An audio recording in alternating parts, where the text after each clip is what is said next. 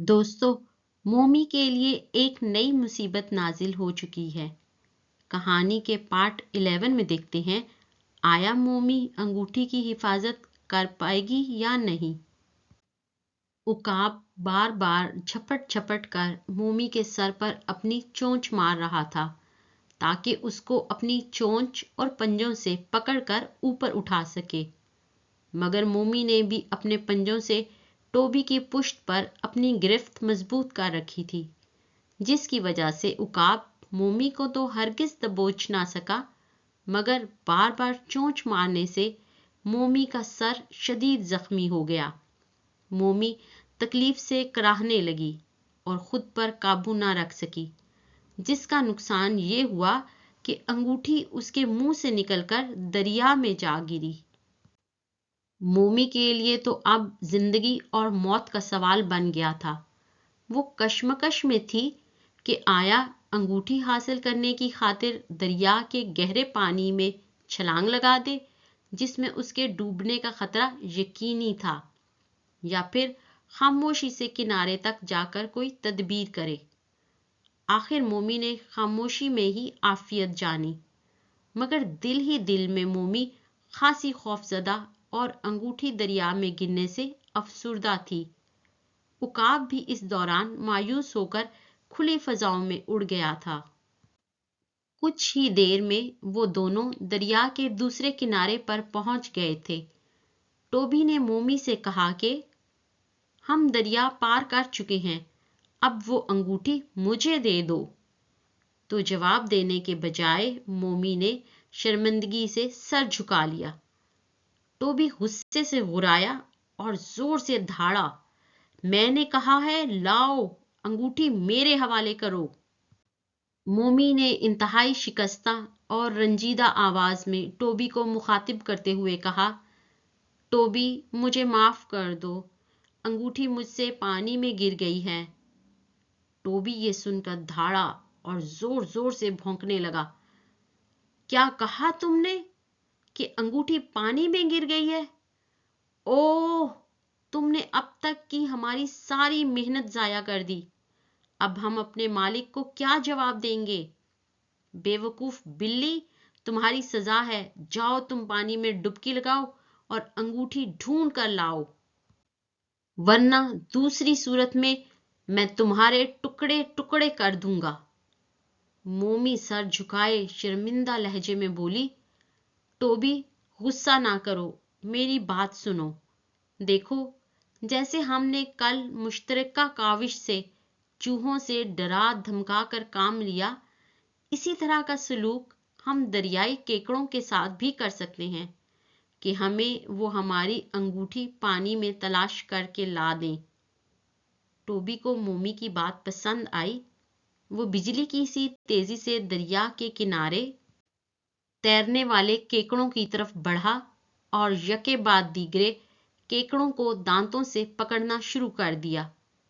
بھلا مومی بھی کہاں پیچھے رہنے والی تھی۔ کنارے پر موجود کیکڑوں کو پنجوں میں دبا دبا کر مسلنے لگی۔ تھوڑی ہی دیر میں دونوں نے مل کر مرے ہوئے کیکڑوں کے انبار لگانا شروع کر دیے۔ مردہ کیکڑوں کا ڈھیر اتنا بڑا تھا کہ جسے دیکھ کر دور دریا کے دوسرے کنارے پر تیرتے اور رینگتے ہوئے تمام کیکڑے بھی دہشت زدہ ہو گئے، اور جو کیکڑے ابھی پانی سے سر باہر نکالنے کی کوشش میں تھے، وہ ڈرتے اور کانپتے ہوئے واپس پانی کی تہہ کی طرف دوڑ لگانے لگے۔ اسی دوران چند کیکڑوں نے اپنے سردار کو بھی اس افتاد کی خبر کر دی۔ وہ پانی سے باہر آ کر رینگتا ہوا کنارے پر چلنے لگا تاکہ صورتحال کا جائزہ لے۔ کیکڑوں کے سردار کو دیکھ کر ٹوبی نے فوراً اسے اپنے پنجوں میں دبوچ لیا۔ وہ پنجے میں دبکا ہوا چلانے لگا، مجھے مت مارو، میں کیکڑوں کا سردار ہوں، شاید میں تمہارے کسی کام آ سکوں، میں تو تمہارے پاس التجا لے کر آیا ہوں کہ میری قوم پر رحم کرو۔ ٹوبی روبدار آواز نکالتے ہوئے بولا، ہم سے ایک انگوٹھی دریا میں گر گئی ہے، اگر تم اور تمہارے ساتھی ہمیں وہ دریا کی تہہ سے تلاش کر کے لا دیں تو ہم تم سب کی جان بخشی کر دیں گے، ورنہ تم اپنے ساتھیوں کا حشر تو دیکھ ہی چکے ہو کہ ان کے ساتھ کیا ہوا ہے۔ باقی سب کے ساتھ بھی ایسا ہی ہوگا اور تم سب کے سب مارے جاؤ گے۔ کیکڑوں کے سردار نے وعدہ کیا کہ وہ اپنی تمام تر توانائیاں انگوٹھی کی تلاش میں صرف کرے گا، مگر اس کے لیے اسے مہلت چاہیے تاکہ وہ اپنی عوام کو خبردار کر سکے۔ ٹوبی یہی تو چاہ رہا تھا، چنانچہ اس نے کیکڑے سردار کو رہا کرنے میں ذرا بھی دیر نہ لگائی۔ کیکڑے سردار نے دریا میں ڈبکی لگائی اور تیزی سے پانی میں داخل ہو کر اپنی رعایا کو اس صورتحال سے مطلع کیا اور سب کو انگوٹھی کی تلاش پر لگا دیا۔ تھوڑی دیر بعد ایک بوڑھا کیکڑا آہستہ آہستہ تیرتا ہوا سردار کیکڑے کے پاس پہنچا اور بتایا کہ اس نے انگوٹھی کو اپنی نظروں کے سامنے پانی میں گرتے ہوئے اور ایک بڑی مچھلی کو اس انگوٹھی کو نگلتے ہوئے دیکھا تھا۔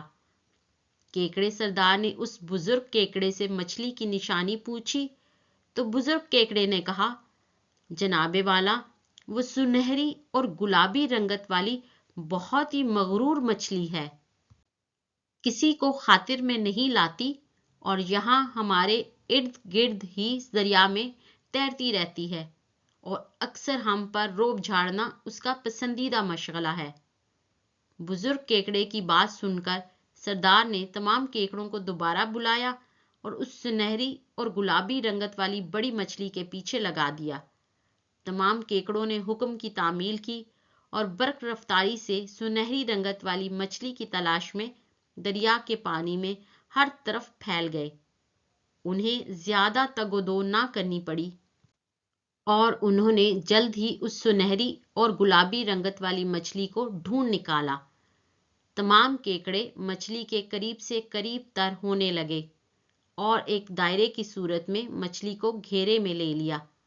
گھیرے میں لیتے ہی تمام کیکڑے یکے بعد دیگرے مچھلی پر حملہ آور ہو گئے اور اپنے نوکیلے پنجوں سے مچھلی کو ڈسنے لگے۔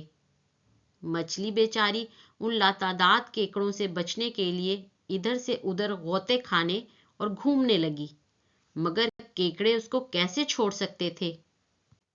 وہ تو سارے کے سارے اس کی جان کے دشمن ہو چکے تھے، حتیٰ کہ نوبت یہاں تک پہنچ گئی کہ مچھلی کیکڑوں سے بچتے بچتے آخر کار بے دم ہو کر پانی کی سطح پر پہنچ کر کنارے پر آ لگی۔ اس کے ساتھ ہی کیکڑوں کا سردار بھی پانی سے نمودار ہو کر ٹوبی اور مومی سے ادب سے مخاطب ہوا۔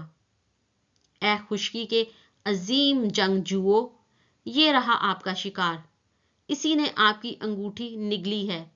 اب آپ جیسا چاہیں اس مچھلی سے سلوک کریں اور ہمیں چھوڑ دیں اور میری رعایا پر رحم فرمائیں۔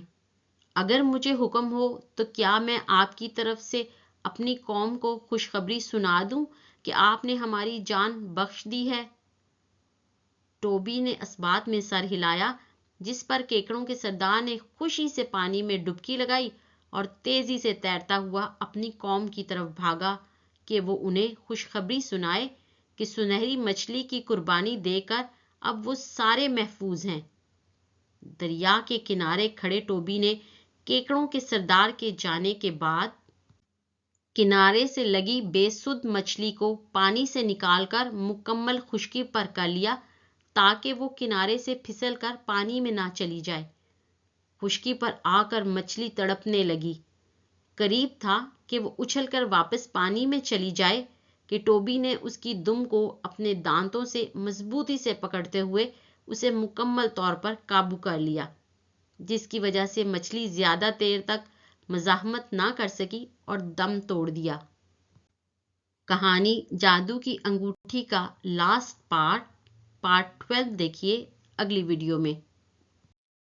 دوستو، آپ سے ریکویسٹ ہے ویڈیو کو لائک اور اپنے فرینڈز کے ساتھ شیئر کریں اور چینل کو ضرور سبسکرائب کریں۔